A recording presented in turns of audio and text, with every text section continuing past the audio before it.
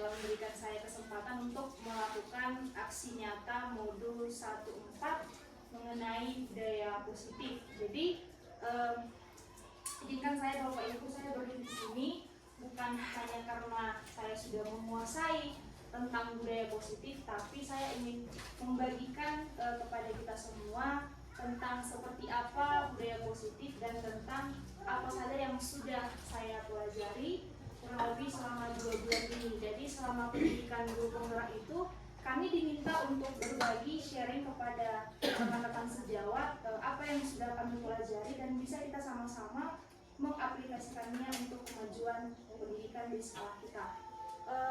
Selanjutnya saya persilahkan kepada Ibu pimpinan yang mungkin akan bisa memberikan sepatah dua kata yang sebelum saya memulai. Kepada Ibu pimpinan, saya persilahkan Ibu.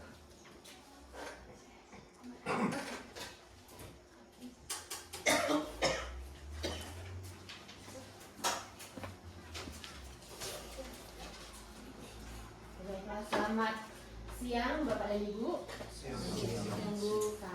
Salam bahagia untuk kita semua. Terima kasih untuk Bapak Ibu yang sudah boleh hadir pada saat ini pada kegiatan yang sudah kita rencanakan sebelumnya. Itu terkait pelimbasan yang dilakukan oleh Ibu Okta sebagai calon guru penggerak ya Bapak Ibu. Jadi seperti yang sudah dibuat di sini, Ibu ini akan melakukan pelimbasan terkait materi yang sudah dipelajari ya Bu. Itu mengenai modul budaya positif. Nah, jadi nanti akan banyak pemahaman yang baru yang akan dibagikan oleh Ibu ini pada kali ini. Marilah kita ikuti bersama Bapak Ibu dengan sepenuh hati. Semoga nanti ilmu yang dibagikan Ibu ini bermanfaat dan pastinya bermanfaat nanti untuk kita aplikasikan di dalam pembelajaran kita setiap harinya ya Bapak Ibu. Jadi dengan demikian silahkanlah dimulai Ibu, kita akan ikuti bersama. Terima kasih Ibu. Oke baik Bapak Ibu, supaya tidak terlalu tegang sekali, mungkin saya mau memberikan peregangan sedikit ya Bapak Ibu. Jadi ketika saya katakan nanti tepuk 1, kita bisa membuat gerakan dan mengatakan prok, trek, dor. Kalau saya katakan tepuk 2, prok, prok, trek, trek, dor, dor. Kalau tepuk 3, prok, prok, prok, trek, trek, trek, dor, dor, dor. Kalau 1, 2, prok, trek, dor, prok, prok, trek, trek, dor, dor. Bisa Bapak Ibu? Susah? Oke, saya ngomongnya tepuk 1, prok, trek, dor. Kalau tepuk 2, prok, prok, trek, trek, dor, dor. Tepuk 3, prok, prok, prok, trek, trek, trek, dor, dor, dor. 1, 2, prok, trek, dor, prok, prok, trek, trek, dor, dor. Oke, bisa Bapak Ibu? Ayo kita coba ya Bapak Ibu ya. Atau bisa Bapak Ibu ya? Rasanya enggak kan? Gampang ya kalau kita hati-hati mata. Oke, kita coba Bapak ya. Tepuk 2, trek, trek, dor, dor. Oke. Tepuk 1, trek, dor. Tepuk 3, trek, trek, trek, dor, dor, dor. 2, 1, prok, trek, trek, dor, dor. Prok, trek, dor. Oke, terima kasih Bapak Ibu. Ternyata masih bisa kita urus. Saya akan mulai dengan apa tujuan aksi nyata ini, apa tujuan dari pembagian sharing diskusi kita tentang budaya positif.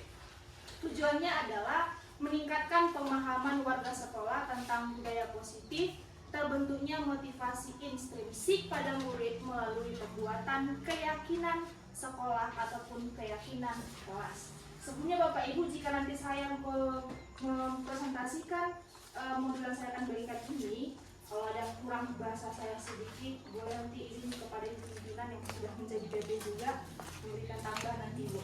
Oke, saya lanjut. Konsep inti budaya positif inilah Bapak Ibu. Bagaimana perubahan paradigma belajar, disiplin positif, kebutuhan dasar manusia, keyakinan kelas, nilai-nilai kebajikan, posisi kontrol guru, dan segitiga restitusi. Jadi ini semua Bapak Ibu akan kita pelajari juga ya nanti di PMN. Iya kan Bapak Ibu? Atau sudah ada yang membahas ini di PMN-nya? Sudah ada Pak sebagian? Iya Pak. Jadi itu juga yang kita bahas nanti Bapak Ibu. Nah, apa itu budaya positif? Budaya positif itu merupakan nilai kebajikan yang menjadi keyakinan dan akhirnya menjadi karakter atau ciri khas dari sebuah komunitas atau lembaga. Dalam konteks pendidikan, budaya positif di sekolah berarti nilai-nilai dan kebiasaan-kebiasaan di sekolah yang berpihak pada peserta didik agar mereka dapat berkembang menjadi pribadi yang kritis, penuh hormat, dan bertanggung jawab. Jadi nilai ini yang kita mau munculkan kepada siswa Bapak Ibu. Nah, inilah merupakan miskonsepsi tentang teori kontrol. Ini yang sering kita lakukan kepada peserta didik, bahwa gurulah yang mengontrol murid. Baru ilusi bahwa semua penguatan positif, afektif, dan bermanfaat. Lalu ilusi bahwa kritik dan membuat orang merasa bersalah mampu menguatkan karakter. Lalu ilusi tentang bahwa orang dewasa berhak memaksa murid. Jadi sebenarnya itu adalah paradigma lama Bapak Ibu. Yang sebenarnya terjadi adalah murid itu yang memperbolehkan atau mempersilahkan dirinya untuk diatur oleh guru atau orang tuanya. Benar kan Bapak Ibu? Kadang ada murid yang tidak memperbolehkan dirinya diatur, maka akan menjadi anak yang pembangkang. Itulah paradigma tentang teori kontrol. Nah, filosofi pendidikan Ki Hajar Dewantara, Bapak Ibu, inilah yang sebenarnya menjadi harapan dan cita-cita daripada si Ki Hajar Dewantara. Kodrat alam dan kodrat zaman itu sudah berbeda. Kodrat alamnya sama kodrat zamannya harus kita sesuaikan Bapak Ibu. Lalu semua anak terlahir untuk dengan bakatnya masing-masing atau unik. Guru ibarat petani, anak ibarat biji jagung. Ketika biji jagung itu tidak mungkin kita paksa menjadi apel. Dia akan tumbuh menjadi jagung. Selanjutnya berpihak pada murid, ini sudah biasa kita dengarkan. Yang terakhir Bapak Ibu yang saya ambil adalah tugas guru itu menuntun bakat tersebut agar anak tumbuh dengan selamat dan bahagia. Jadi menuntun kita Bapak Ibu, bukan menuntut. Di tugas kita yang sekarang adalah menuntun peserta didik, bukan menuntut. Ya, Bapak Ibu. Nah, inilah perubahan paradigma stimulus itu Bapak Ibu. Bisakah kita mengontrol seseorang? Dari sini kalau teori kontrolnya, kita berusaha memahami pandangan orang lain tentang dunia. Semua perilaku memiliki tujuan, hanya Anda yang bisa mengontrol Anda. Anda tidak dapat mengontrol orang lain.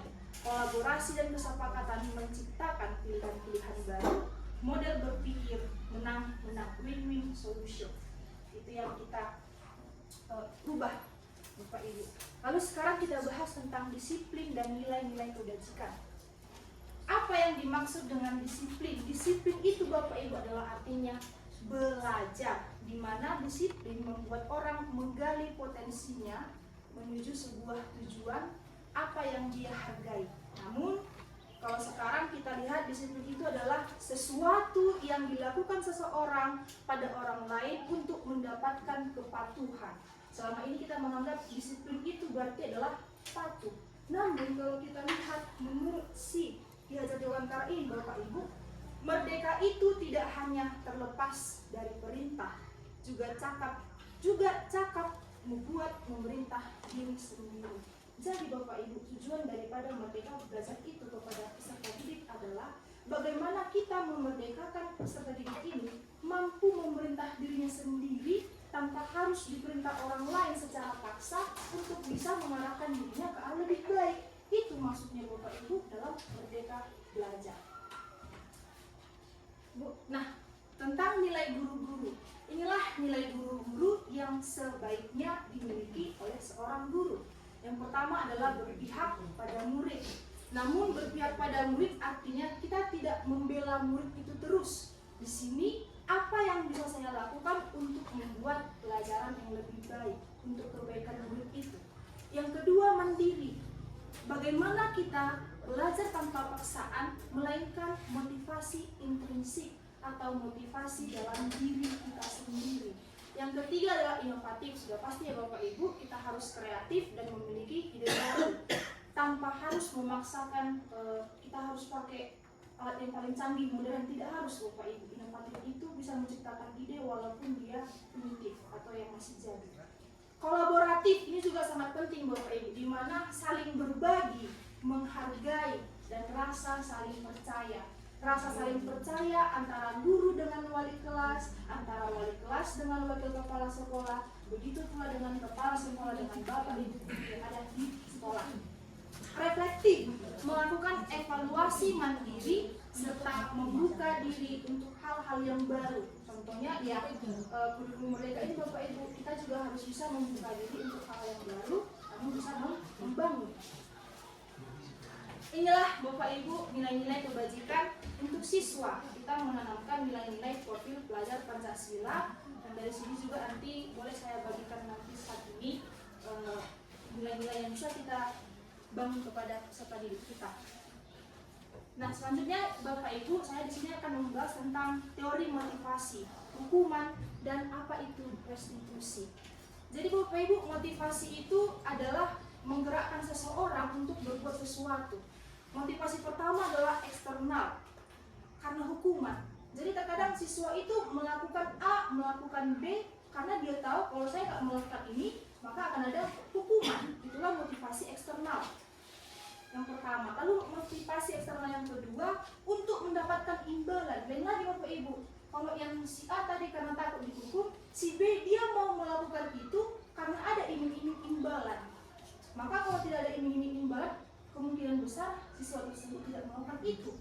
Nah, yang terakhirlah Bapak Ibu yang ingin kita kembangkan, motivasi internal, di mana siswa itu bisa berpikir, saya akan menjadi orang seperti apa bila melakukannya. Berpikir dia sendiri, kayaknya kalau aku melakukan ini, apa kebaikannya untuk saya ya? Gitu Bapak Ibu. Bukan karena hukuman dia melakukan itu, dan bukan karena reward atau hadiah dia melakukan sesuatu. Ini sini Bapak Ibu. Nah, coba Bapak Ibu lihat di sini. Ini saya ambil dari modul kami juga. Kira-kira tindakan guru ini yang sering kita lakukan juga. Mencatat 100 kali di dalam buku kalimat, saya tidak akan terlambat lagi. Kira-kira itu hukuman atau konsekuensi Bapak Ibu? Hukuman kan Bapak Ibu ya? Sepakat? Oke, baik. Lari mengelilingi lapangan basket 2 kali karena terlambat. Hukuman ya Bapak Ibu. Murid diminta untuk push up 15 kali. Hukuman. Menggantikan kertas tugas teman yang telah dicoret-coret. Konsekuensi ya Bapak Ibu. Memberikan tumpahan air, membersihkan tumpahan air di meja tulis karena tersenggol saat belajar. Konsekuensi. Meminta murid tidak mengenakan sepatu seharian di sekolah karena tidak mengenakan sepatu hitam. Kira-kira hukuman atau konsekuensi Bapak Ibu? Hukuman ya Bapak Ibu ya.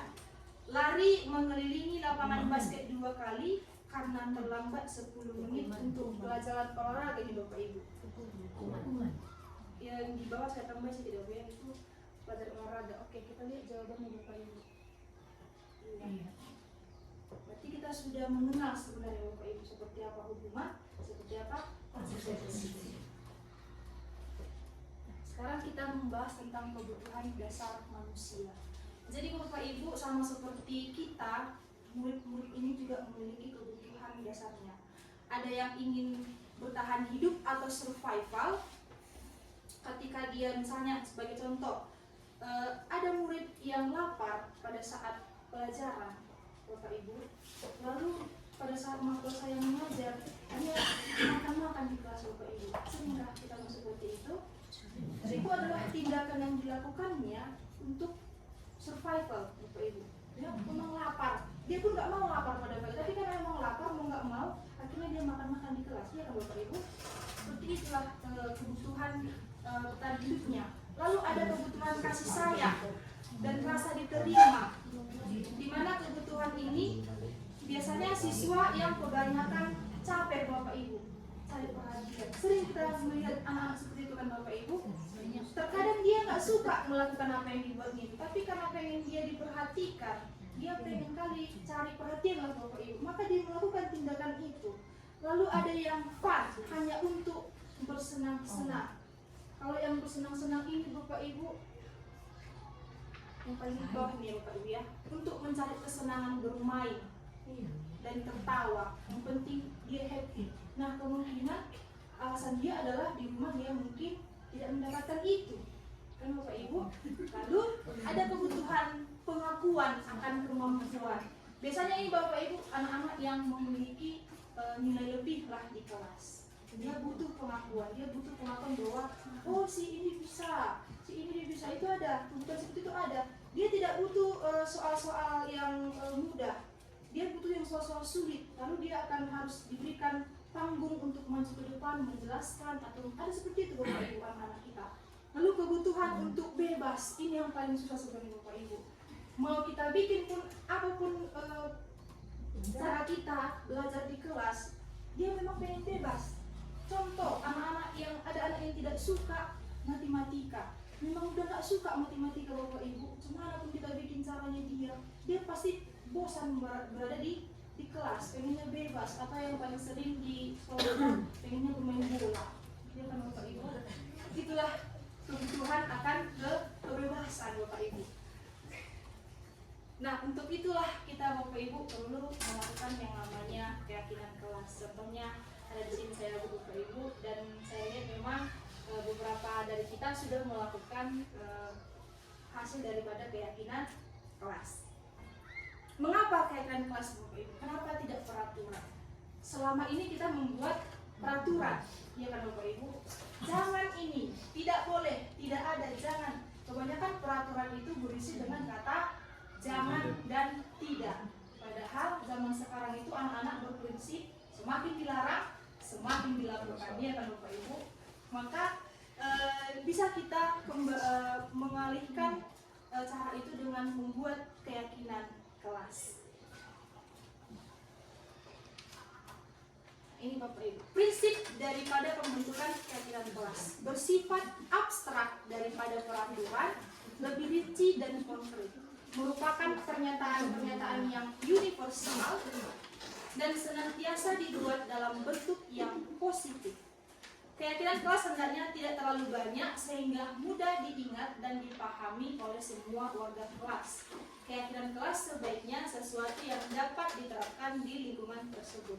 Semua warga kelas hendaknya ikut berkontribusi dalam pembuatan keyakinan kelas lewat kegiatan curah pendapat. Dan yang terakhir, bersedia meninjau kembali keyakinan kelas dari waktu ke waktu. Siapa tahu tahun ini tidak berlaku di kelas ini, berlaku di tahun depan, gitu ya Pak Ibu. Nah, ini contoh perubahan dari peraturan menjadi ke keyakinan kelas. Peraturan pertama, selalu kembalikan buku ke tempatnya. Kalau kita rubah dia menjadi ke keyakinan kelas Bapak Ibu, tanggung jawab. Nah, tanggung jawab ini kan abstrak kan Bapak Ibu, abstrak dan meluas. Tapi ketika itu kita buat menjadi keyakinan kelas, maka peserta didik menganggap apapun itu harus bertanggung jawab. Jadi lebih luas dia bahasanya Bapak Ibu, lebih abstrak. Dilarang mengganggu orang lain. Ketika ada kata dilarang, maka akan semakin berjibaku pula sesuai Bapak Ibu untuk melanggarnya. Maka kita buat dengan kata-kata menghormati orang lain dan diri sendiri. Maka dengan begitu dia akan berusaha untuk melaksanakan itu Bapak Ibu. Hadir di sekolah 15 menit sebelum pembelajaran dimulai. Bisa kita ganti dengan menghormati orang lain, komitmen pada tujuan, yaitu tujuan belajar. Dilarang melakukan kekerasan, maka kita ganti dengan kebajikan yang tujuh itu adalah keselamatan dan menghormati orang lain. Bergantian atau menunggu giliran, bisa kita ganti dengan menghormati orang lain, dan nilai kebajikannya adalah kesabaran. Nanti bisa saya berikan juga Bapak Ibu, saya akan menunjukkan. Nah ini dia Bapak Ibu, restitusi. 5 posisi kontrol, segitiga restitusi. Apa ini Bapak Ibu? Kita akan bahas. Penting nggak segitiga restitusi ini? Sebelum itu, restitusi itu apa? Restitusi itu adalah proses menciptakan kondisi bagi murid untuk memperbaiki kesalahan mereka sehingga mereka bisa kembali kepada kelompok mereka dengan karakter yang lebih kuat. Artinya apa? Kita merubah siswa itu bukan dengan hukuman, tapi dengan kita undang mereka untuk memperbaiki kesalahan mereka sendiri. Ini dia Bapak Ibu, teori kontrol atau ilusinya. Ilusi di sini guru mengontrol murid. Ilusi bahwa semua penguatan positif efektif dan bermanfaat. Ilusi bahwa kritik dan membuat orang merasa bersalah dapat menguatkan karakter. Ilusi bahwa orang dewasa memiliki hak untuk dewasa. Itu adalah teori kontrol Bapak Ibu. Kalau posisi kontrol guru, ini dia Bapak Ibu. Ada yang sebagai penghukum, ada yang sebagai pembuat merasa bersalah, ada yang sebagai teman, ada yang hanya sebagai pemantau, lalu yang terakhir itu sebagai manajer. Kira-kira di posisi mana kita itu Bapak Ibu? Penghukum. Nah, inilah kira-kira Bapak Ibu penghukum. Contoh-contoh penerapannya. Penghukum, patuhi aturan sekolah, lalu berdiri depan barisan.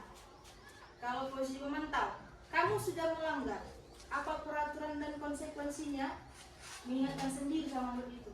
Kalau sudah melanggar, tahu kau apa konsekuensinya? Itu memantau. Sebagai teman, ayolah yang tertib, buat guru bangga. Kali ini gak apa-apa, kamu salah. Sebagai teman, ini kita lihat kasusnya sebagai siswa tidak memakai atribut lengkap.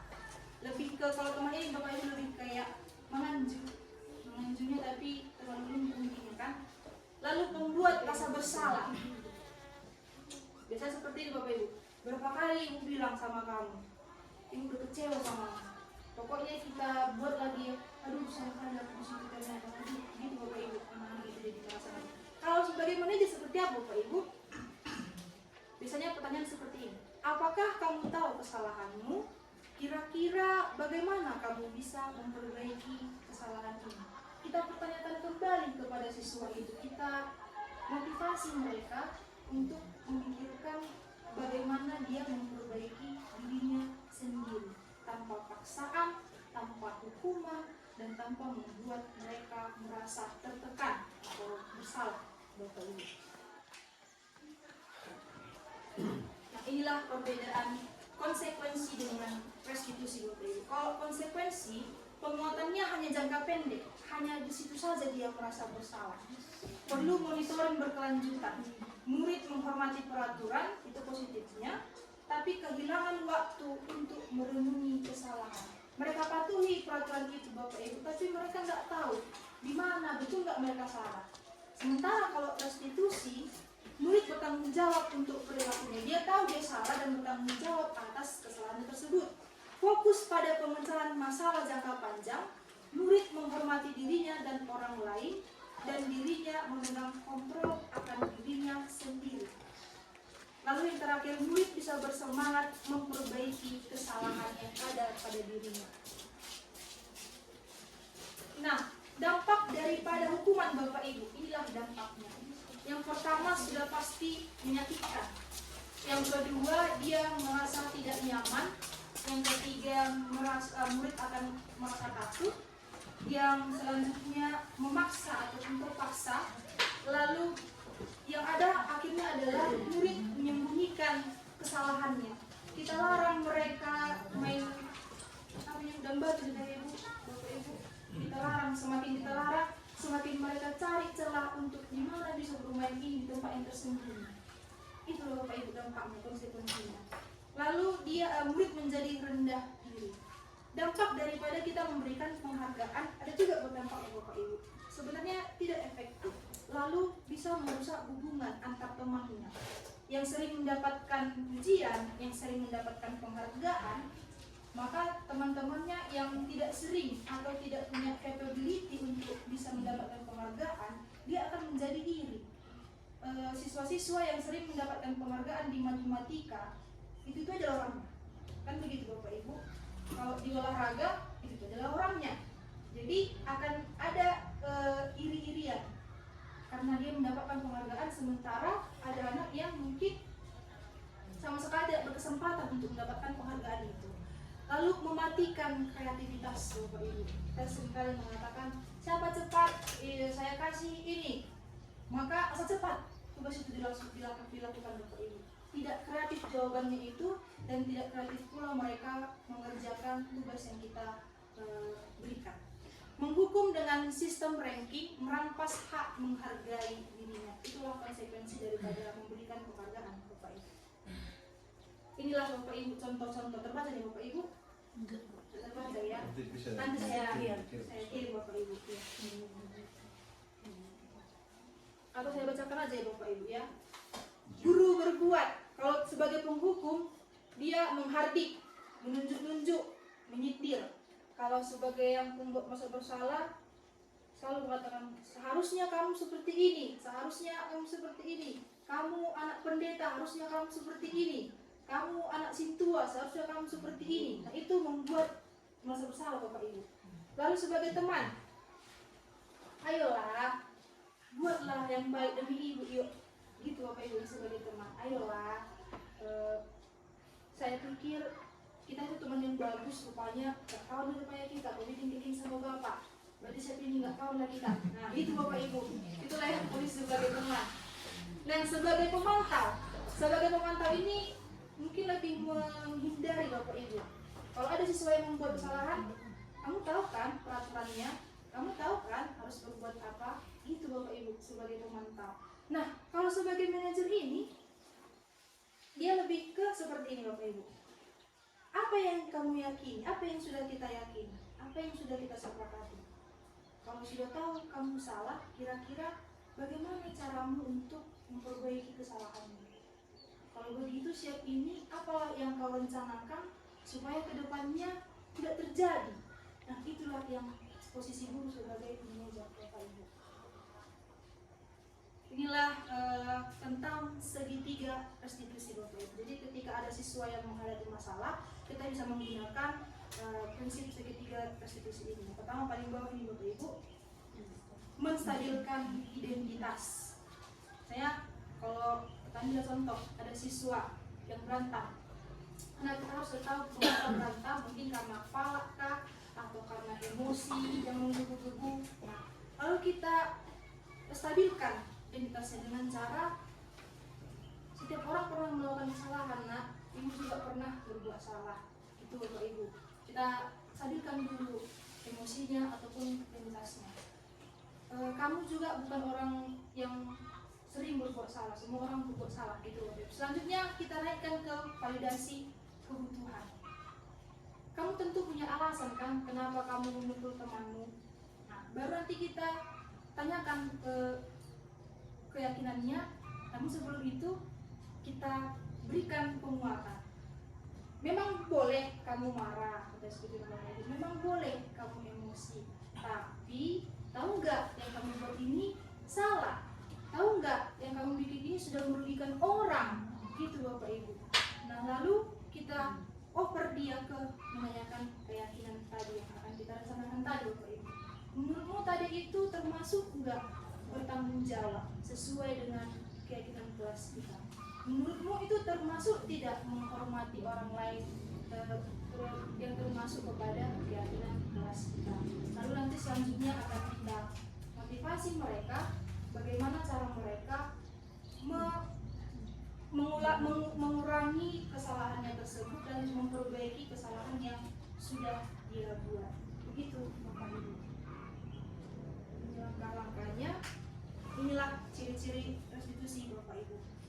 Bukan untuk menebus kesalahan, namun untuk belajar dari kesalahan, memperbaiki hubungan, merupakan tawaran, bukan kita paksa, menuntut untuk melihat ke dalam dirinya sendiri, mencari kebutuhan dasar yang mendasari tindakan, dan memperbaiki diri fokus kepada karakternya, bukan kepada tindakannya, dan fokus kita pada solusi akan masalah yang dia timbulkan, dan mengembalikan murid yang berbuat salah kembali kelompoknya dengan kondisi yang lebih baik dan bertanggung jawab. Akhir kata Bapak Ibu, kesimpulannya adalah segitiga restitusi suatu proses yang dijalankan guru agar dapat menghasilkan murid yang mandiri dan bertanggung jawab. Salah satu praktik budaya positif yang saya terapkan dan mungkin sudah kita terapkan bersama-sama Bapak Ibu adalah penerapan keyakinan kelas, penyediaan sudut baca kelas dengan menyediakan lingkungan yang aman, nyaman bagi dia untuk membaca. Lalu Bapak Ibu, penerapan kolaborasi antar guru, kita sudah melakukannya bersama-sama. Lalu kolaborasi dalam pekerjaan PNM itu sudah kita lakukan sebenarnya sebagai budaya positif di sekolah kita Bapak Ibu. Terima kasih Bapak Ibu. Jika ada dari tutur kata tindak tanduk dan pemikiran saya yang mungkin kurang berkenan bagi Bapak Ibu, saya mohon maaf karena saya juga masih belajar, terlepas dari Bapak Ibu yang sudah lebih dalam pengalaman dibandingkan saya. Selanjutnya jika ada Bapak Ibu yang ingin memberikan tanggapan, tambahan, pertanyaan juga boleh. Mari kita Bapak Ibu untuk mendiskusikannya bersama-sama. Selanjutnya saya berikan waktu Bu kepada Ibu Kepala Sekolah untuk memberikan penguatan Bu, tambahan dari hasil aksi nyata saya Bu. Oke, betul.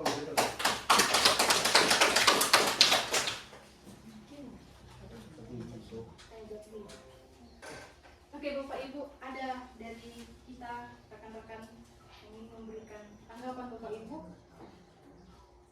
Ya, pada Pak HS Pak. Baik, terima kasih kepada Ibu Okta Purwono yang pada saat ini sedang ikut dalam program Guru Penggerak. Jadi kami tadi melihat bahwa apa yang dipresentasikan sungguh sangat bagus, tapi ada fenomena yang kami lihat di penerimaan mahasiswa baru sekarang ini, bahwa yang masuk ke perguruan tinggi negeri justru bukan dari sekolah penggerak yang menerapkan tadi budaya-budaya positif tadi, bahwa di sana posisi guru sebagai manajer tadi yang diharapkan. Dan jika kita terapkan di sekolah kita ini, saya sendiri sebagai guru terhukum selama ini, mungkin saya belum bisa merubah pola pikir itu, karena memang sesuai dengan situasi kondisi daripada siswa. Atau mungkin kayak itu udah dari rumah seperti itu.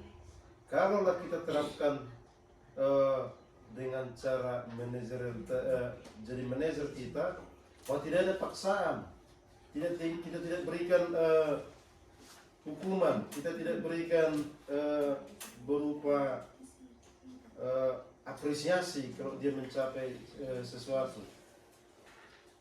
Jadi menurut saya yang jadi manajer ini agak susah kita kerjakan, walaupun sebenarnya saya belum merefleksikan, bahwa saya belum berkaca kalau kita buat ini apakah berhasil. Mudah-mudahan saya tidak mengajak Bapak Ibu untuk pesimis, tapi menjadi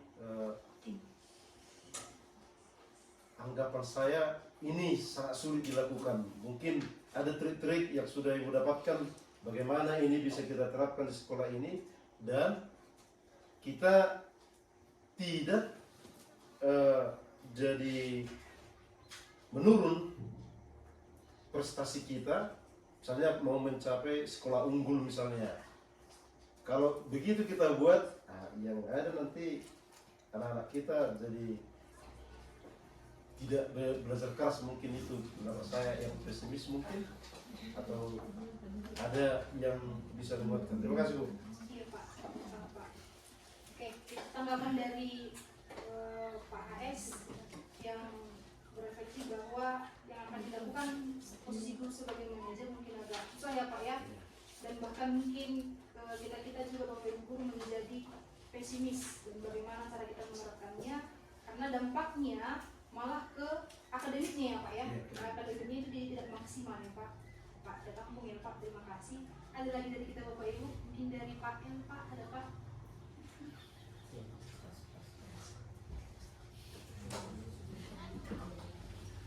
Atau dari kita Bapak Ibu ada mungkin yang berbagi kasus, contohnya studi kasus yang sudah pernah dilakukan di kelas Bapak Ibu.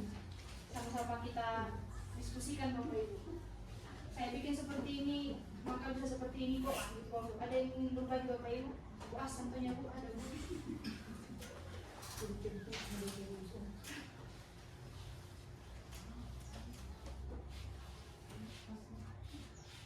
Atau Ibu Jen Bu yang bisa memberikan apa gitu? Penguatan mungkin Bu, atau ada Bu studi kasus contohnya Bu, berbagi. Atau kita lah Bapak Ibu, coba berbagi dulu Bu, sebagai penghukum lah misalnya Bu. Boleh berbagi kita Bapak Ibu, atau Pak Jenny lah Pak. Kesuksesannya pada saat kita sebagai penghukum, Iya. di mana mungkin ada pengalaman Bapak Ibu sukses nggak memang mengubah siswa itu dengan sebagai penghukum gitu. Karena tahu ada pengalaman itu maksudnya mungkin Bapak Ibu. Satu kita berdoa bersama, berdoa bersama, anak sihat sama. Ini pandai tidak nih? Boleh saya berbagi lagi Bu? Boleh Pak. Iya. Saya buat siswa seperti teman. Pernah saya buat itu.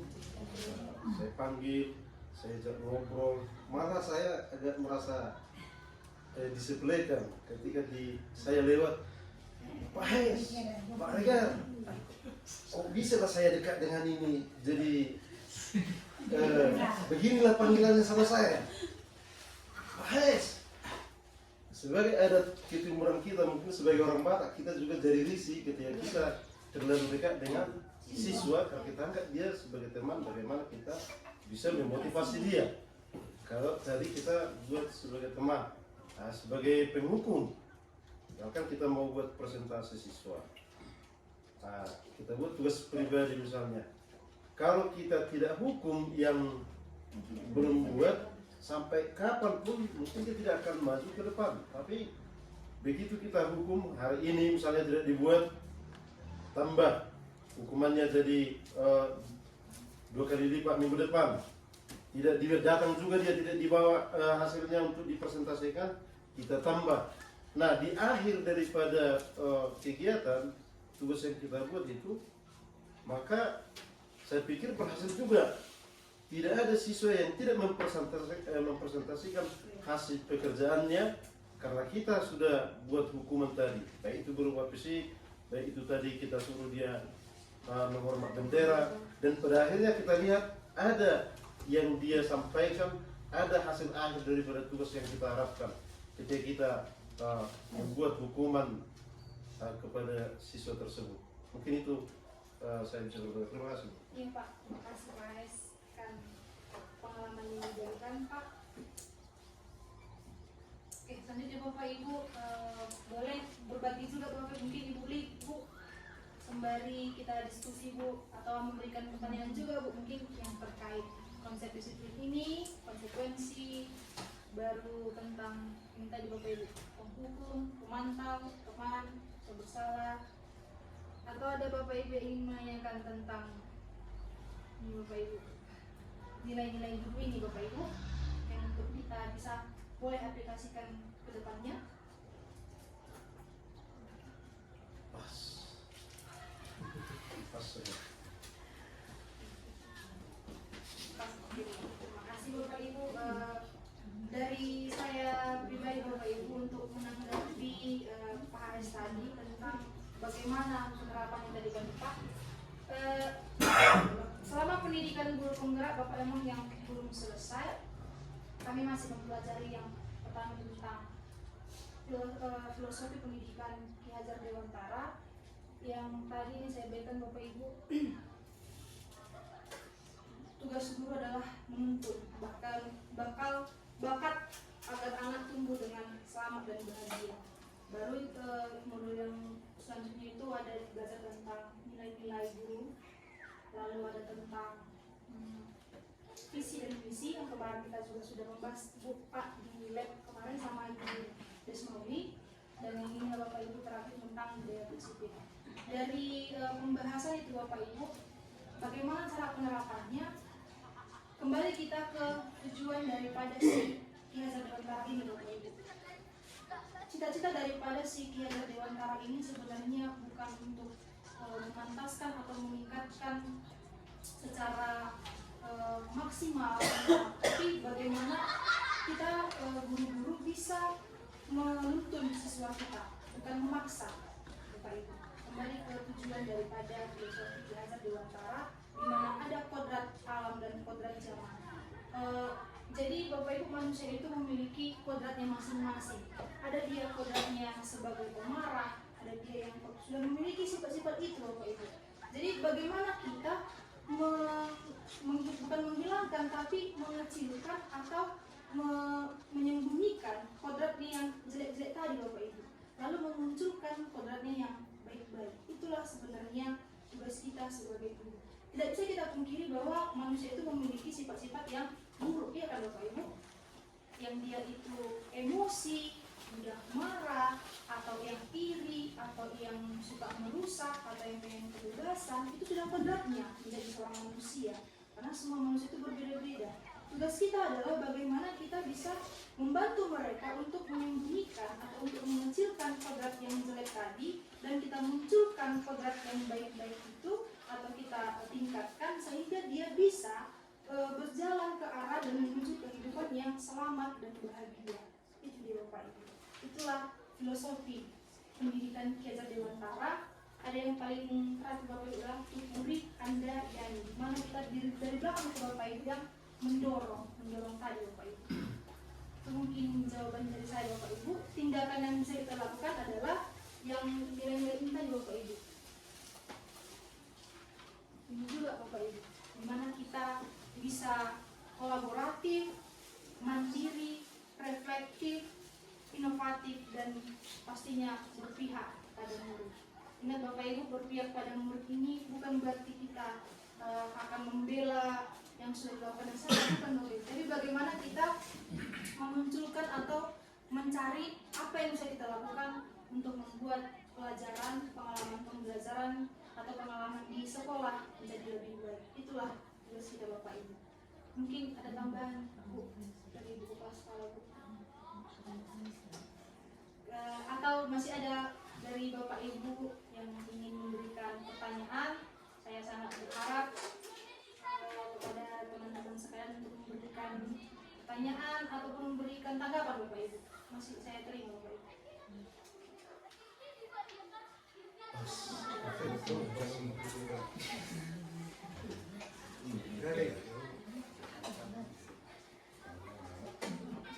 Mati merasa penghukum.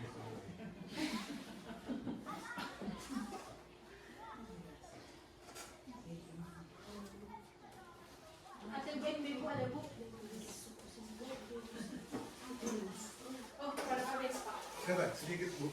Ya Pak. Nah, melihat materi yang Ibu buat, mantap lah. Kayaknya besok nggak bisa dibuat sertifikat beneran. Cuma Ibu, di kelas kan banyak masalah sebenarnya kita temukan. Nah, kita di kelas sepertinya aku tahu orang merasa menghukum beberapa perjuangan.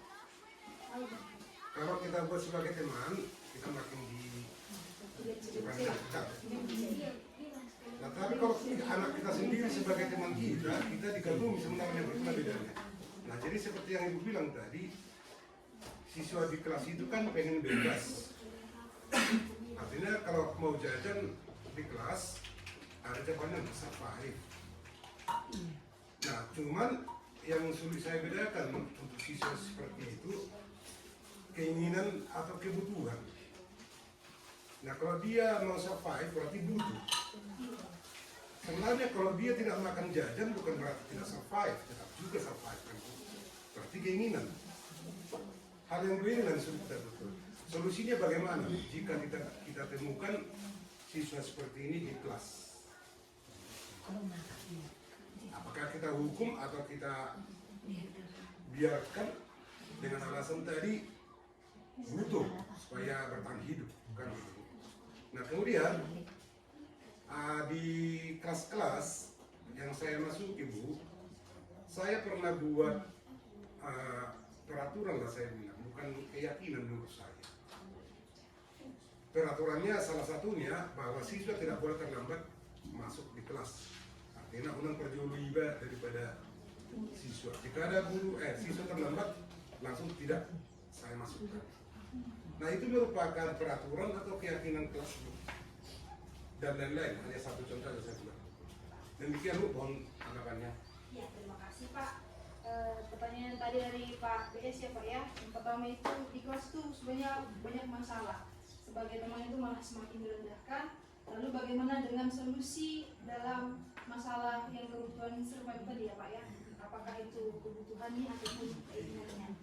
Lalu dengan yang pertanyaan kedua, dengan peraturan tidak boleh terlambat. Kalau terlambat maka tidak akan masuk Pak ke dalam kelas. Itu konsekuensinya ya Pak ya?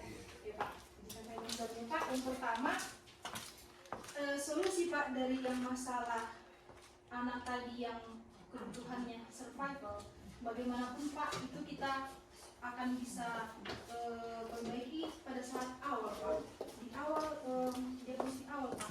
Jadi ketika kita sudah mendapatkan diagnostik awal maka saya lebih nyaman belajar setelah sarapan, itu kan Pak kan? Setelah kita dapat tadi hasil-hasil yang seperti itu, maka itu tadi Pak kita bisa membuat keyakinan kelas tadi Pak. Dimana ketika kita sudah dari awal sudah membuat keyakinan kelas, maka kita sudah memotivasi anak-anak tersebut untuk menjalankannya Pak. Jadi kalau sudah ada keyakinan kelas itu, kita usahakan mereka, kita motivasi mereka untuk melaksanakan keyakinan kelas tersebut Pak. Mungkin kalau yang sekarang karena memang tidak ada dari awal kesepakatan kelasnya, tidak ada dari awal keyakinan kelasnya bahwa menghargai, menghormati proses pembelajaran dan tidak membuat orang nyaman di kelas. Karena kan kalau anak itu makan-makan di kelas Pak, berarti kan teman-teman yang lain sebenarnya sudah tidak nyaman kan Pak? Mencium bau goreng lah, atau mendengar orang munyah-munyah, itu sudah termasuk kepada nilai-nilai tidak menghargai temannya Pak. Jadi ketika kita membuat menghargai teman-teman yang berada atau menghargai proses pembelajaran, kita bisa memotivasi mereka bahwa dengan tidak makan di kelas sudah menghargai teman-temannya. Jadi dari awal itu sudah kita harus melakukan keyakinan kelas ini Pak. Itu dia Pak. Lalu Pak, ingin saya menjawabnya, mungkin jawaban saya tidak sempurna. Yang kedua, yang tidak boleh terlambat. Jika sudah terlambat dia maka dia tidak masuk ke dalam kelas. Itu sudah sebagai peraturan Pak. Karena tidak sudah dimulai dengan kata yang memiliki unsur negatif, tidak boleh terlambat. Kalau kita rubah di tadi Pak dengan ini Pak, hadir di kelas tepat waktu, dia sudah menjadi kalimat yang lebih positif ya Pak. Dengan nilai-nilai yang bisa kita dapat dari situ adalah kembali tadi Pak, menghargai pembelajaran. Jadi ketika dia menghargai pembelajaran, kita mengatakan kepada mereka bahwa itu juga baik untuk dirinya. Tidak rugi dia ketika menghadiri kelas tepat waktu. Itu Pak kira-kira jawaban dari saya Pak. Berarti hadir di kelas tepat waktu. Pak. Gurunya juga seperti itu. Iya Pak. Karena memunculkan budaya positif itu tadi Bapak Ibu dimulai dari kita juga Bapak Ibu. Sedikit lagi Bu. Iya Pak, boleh Pak. Terima kasih. Makasih. Makasih. Saya pernah di klub kan, masalah Medan hari itu bermasalah. Udah lama. Ini sebelum ada Perjuangan Merdeka. Ada narasumber mengatakan, sebenarnya pada saat ini tanpa surasa, jika ada satu orang siswa yang tidur di kelas, itu nggak boleh ditemukan karena dia butuh istirahat pada saat itu. Bagaimana tanggapannya? Oke Pak, saya jawab Pak. Boleh Pak. Oke Pak, terima kasih Pak atas pertanyaan yang luar biasa Pak. Mungkin kita bisa juga menemukan tapi setelah dia bangun kali ya Bapak ya, Bapak Ibu.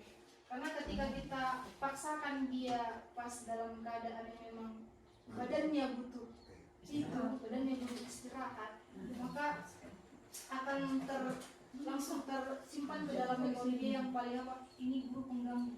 Sudah disebutkan Pak kan, misalkan yang sudah oke aku salah tapi janganlah gini kali. Iya kan Bapak Ibu, karena kita juga pernah menjadi siswa kan Bapak Ibu, kita juga pernah menjadi siswa. Jadi ketika ada guru yang misalnya melakukan tindakan secara tiba-tiba, shock kita kan Bapak Ibu kan, itu juga seperti itu.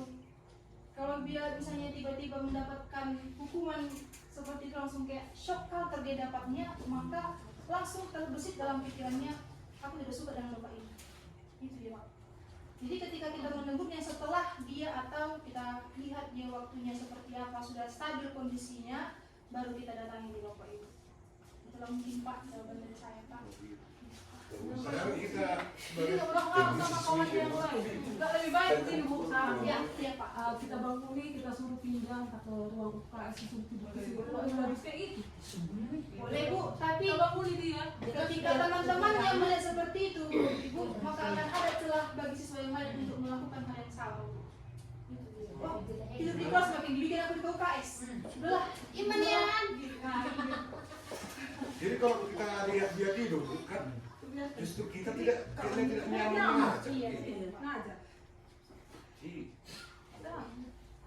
Atau ada tanggapan dari ibu-ibu lah yang Kalau sudah Pak Eli- berpengalaman mungkin. Kalau Ya, Pak Eli fotonya. Jadi terima kasih untuk waktunya. Pak, sama aku juga. Sekali terima kasih untuk waktunya. Kalau menurut saya, semisal ada siswa kita yang tidur pas proses KBM, ada baiknya saran saya dibangunkan aja, lalu kita suruh mencuci muka biar segar. Karena kalau kita biarkan samanya kita tidak memberikan materi atau kita tidak melakukan proses KBM dengan baik dan benar. Terima kasih menurut saya. Terima kasih Pak. Tanggapannya Pak. Ada lagi tanggapan dari Bapak Ibu yang lain sedikit. Pengalaman saya ketika saya mengajar, kalau ada siswa yang ngantuk, kalau perempuan dengan perempuan duduk, saya suruh temannya juga begini, tarik rambutnya, terkejut dia, tidak akan ngantuk lagi dia. Itu saya buat ketika saya mengajar. Dibikin penyegaran ya Bu ya. Oke Bu. Bermacam-macam tadi solusi dari Bapak Ibu yang lain. Bapak Ibu ada yang lain Bapak? Pak El contohnya Pak, ada Pak? Ini lagi. Pak Jil, Pak ya Pak. Ini Jangan yang bicara Bapak Ibu. ini mungkin apa ini? Riskan. Kalau menurut ibu atau mungkin seluruh guru yang gerak itu, kalau semua jenis hukuman itu tidak mampu lagi, apa yang harus kita lakukan? Inklusif lah. Apa yang kita lakukan jika semua hukuman ini tidak efektif lagi? Kontrak gitu. Yang pas untuk kita dunia pendidikan ini.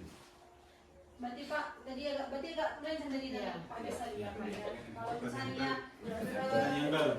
yang baru ya Pak. Kalau misalnya sikap siswa itu sudah kita bentuk dengan hukuman, toh tidak berubah ya kan Pak kan? Itu tadi Pak dengan konsep manajerial tadi Pak.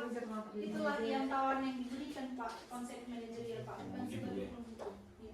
Karena Pak, kalau kita sebagai penghukum, memang tidak akan ada habisnya Pak. Dan bahkan menguras energi kita, menguras waktu kita, menguras energi, bahkan menguras pikiran kita. Semakin kita hukum Bapak, maka akan semakin ada timbul sifat pembangkang, kita tidak disukai, jadi tidak ada gunanya Pak. Jadi itu lebih ke sia-sia, tindakan yang sia-sia sebenarnya Pak. Terkecuali memang itu tadi Pak, ada kodrat siswa itu yang memperbolehkan dirinya untuk diatur. Siswa yang memperbolehkan dirinya untuk sambil Bapak Ibu kan? Tapi tidak semua siswa seperti itu. Baiknya memang ada siswa yang memperbolehkan dirinya untuk diatur. Itulah yang saya kata Bapak Ibu. Tapi tidak semua siswa memperbolehkan dirinya untuk diatur. Semakin keras dibikin hukuman itu, maka akan semakin membangkang gitu Bapak Ibu. Karena memang itulah Bapak Ibu, perbedaan siswa pun beragam. Ada yang memperbolehkan dirinya diatur, ada yang tidak mau diatur. Nah sekarang bagaimana kita bersama-sama berpikir dan membiasakan budaya positif dari diri kita supaya memunculkan motivasi intrinsik mereka bahwa mereka juga perlu bertanggung jawab akan dirinya sendiri. Itu Bapak Ibu gunanya belajar dari budaya positif Bapak Ibu. Contoh Pak. Jadi manajer ya. Siap. Terima kasih Pak JB. Kembali tadi dulu Pak ke Pak B.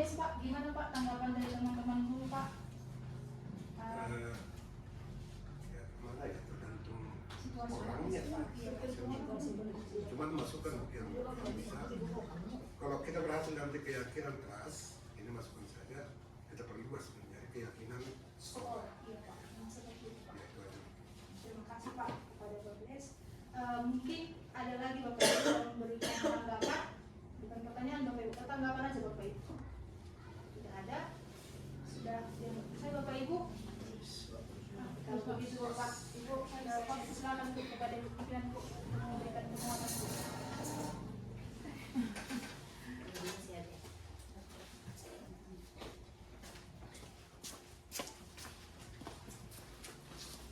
Baiklah, terima kasih Ibu Okta untuk kesempatannya. Sebenarnya mungkin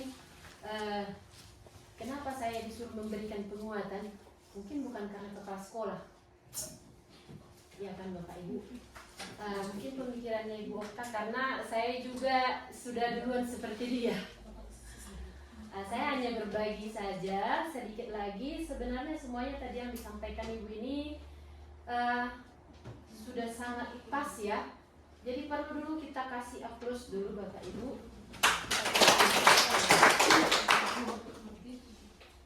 Sedikit saja yang saya tambahkan. Kalau terkait tadi tanggapan kita, pertanyaan Pak DS, menurut saya itu pribadi masing-masing. Boleh kita ya sesuai dengan penilaian kita, apakah kita suruh dia biarkan saja tidur. Kalau saya sendiri, saya biarkan itu tidur. Sama mungkin tanggapan kami. Jadi kita punya pilihan dan kita juga punya alasan untuk itu. Memang tidak semua siswa seperti itu. Mungkin siswa yang satu ada yang pura-pura, tapi mungkin kita bisa melihat itu benaran atau tidak.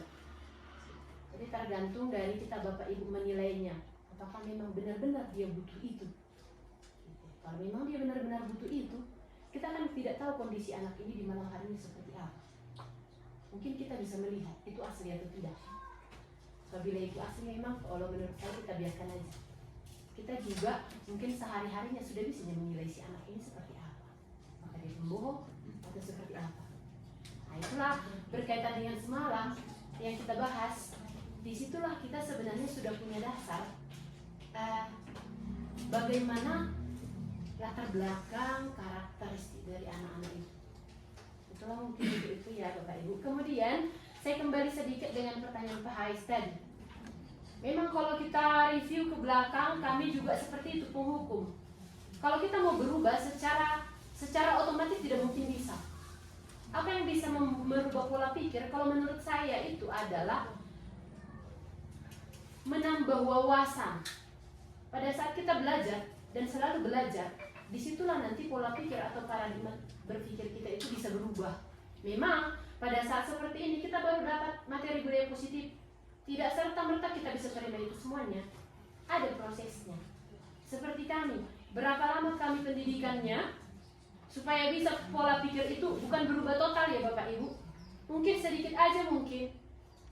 Tidak semua filosofi KHD itu langsung bisa kami terima di bulan pertama, bulan kedua dan seterusnya. Ada prosesnya memang. Bahkan mungkin kami sudah selesai jadi guru penggerak, saya sudah jalani sebagai PP, mendampingi CGP. Mungkin si penghukum itu masih ada juga ya. Tapi itu bisa dikondisikan. Saya mungkin pribadi, di rumah saya lebih penghukum daripada di sekolah.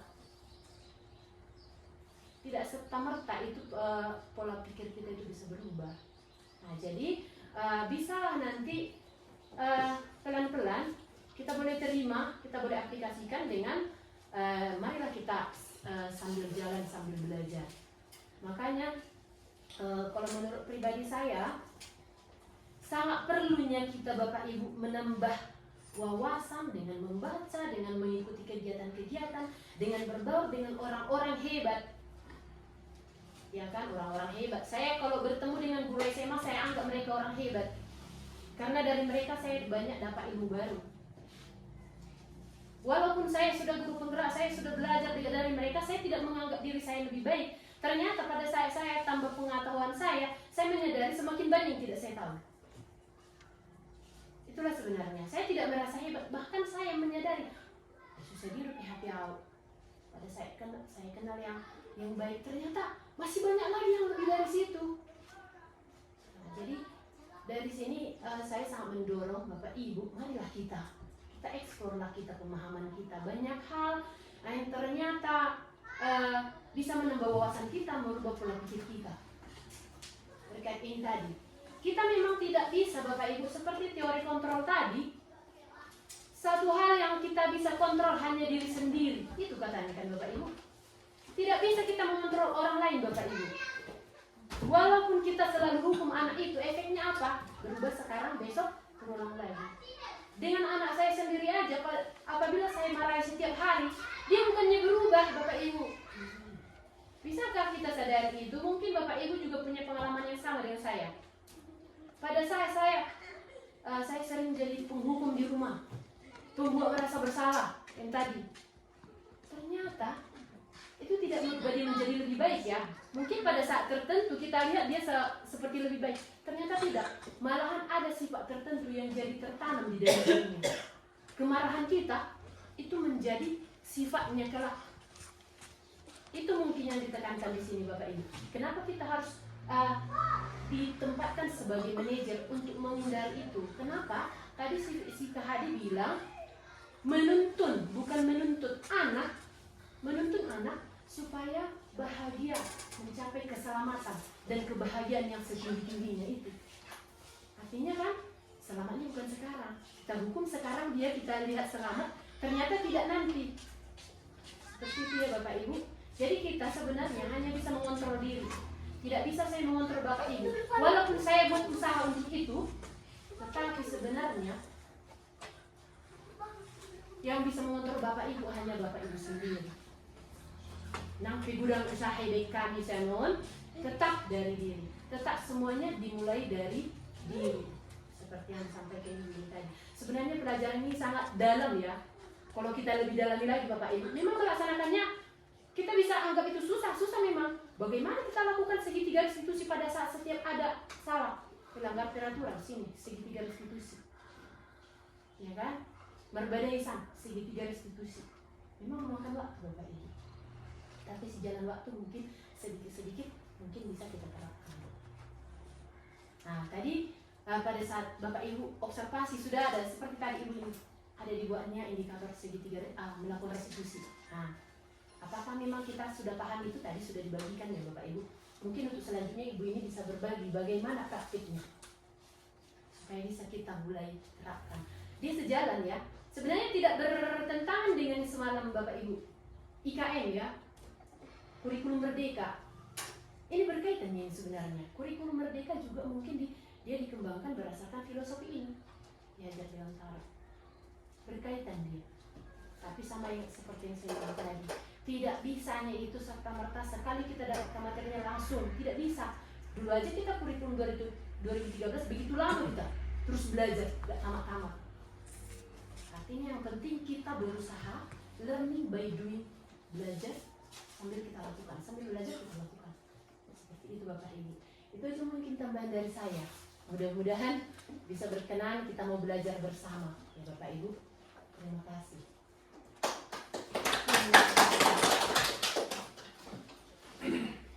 Baik Ibu, terima kasih kepada Ibu Pimpinan Kepala Sekolah yang telah memberikan penguatan kepada kita semua. Mungkin demikian Bapak Ibu diskusi kita dengan aksi nyata saya. Semoga apa yang kita dapat hari ini bisa memotivasi kita untuk terus berupaya menanamkan budaya positif di sekolah kita ini Bapak Ibu. Sebagai penutup, izinkan saya berpantun ria kepada kita semua. Berjalan-jalan ke kota Blitar, jangan lupa membeli oleh-oleh mantap. Mari kita bangun budaya benar untuk sekolah yang penuh semangat. Pergi ke taman memetik bunga, bunga indah berwarna-warni. Bersama-sama kita jaga budaya positif di sekolah ini. Sekian Bapak Ibu, terima kasih.